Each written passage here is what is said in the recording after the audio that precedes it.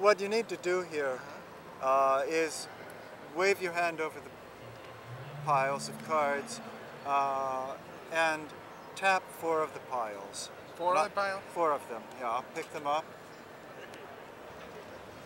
Excuse me, what were the last 2? Okay, great. We're actually running an algorithm here, but without a computer. So you made a decision, and as a result, there are things that are never going to happen. There they are. There's really not much to be said for them. But once you do make a decision, life just keeps on changing, and you have to make other decisions. Life sort of shuffles your deck whether you want it or not. So what I'd like you to do is be a random number generator for me here and tap those in any order you want. And again, I will pick them up.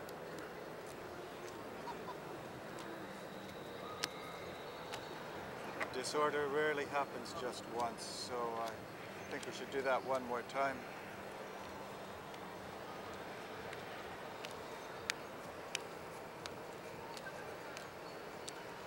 Okay, would you choose one more time? Sure. And oh, I know. Yeah. Okay.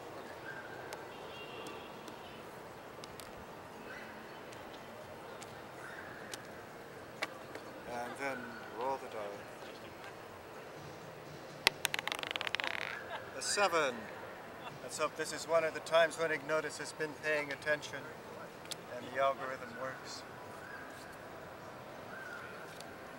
Okay, that looks pretty good to me.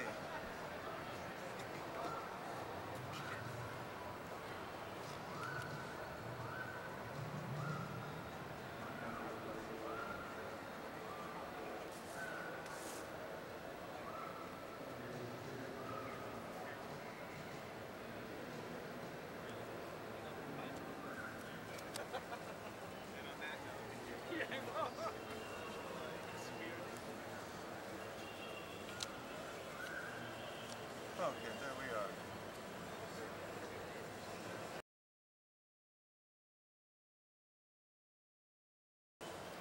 So, Victor, shall I read the cards for you?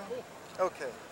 In a given situation, there are things that are obvious to us because we're paying attention to them. And there are things that seem hidden to us because we're not paying attention.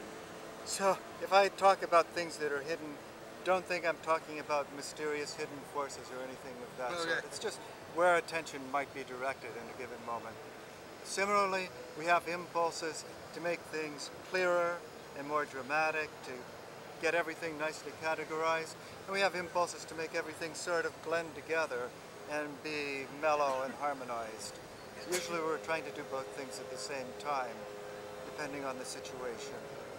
So, in terms of what I see as a parent, there's both a kind of ongoing, stable process of economies of things and communications with people that is very stable, although it's changing constantly.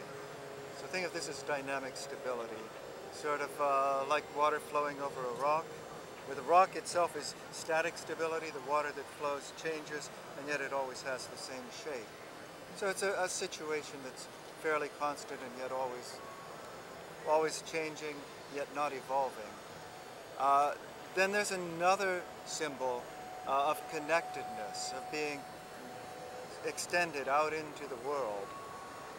This could be both a kind of spiritual extension or it could just be a social one. And those are the two primary symbols, this ongoing activity, both social, economic, mental, that is stable and yet constantly changing, and the extension, the connectedness out into the world. In terms of the things that are not so apparent, there's a kind of mental impulse or urge to change, to go off into a new direction.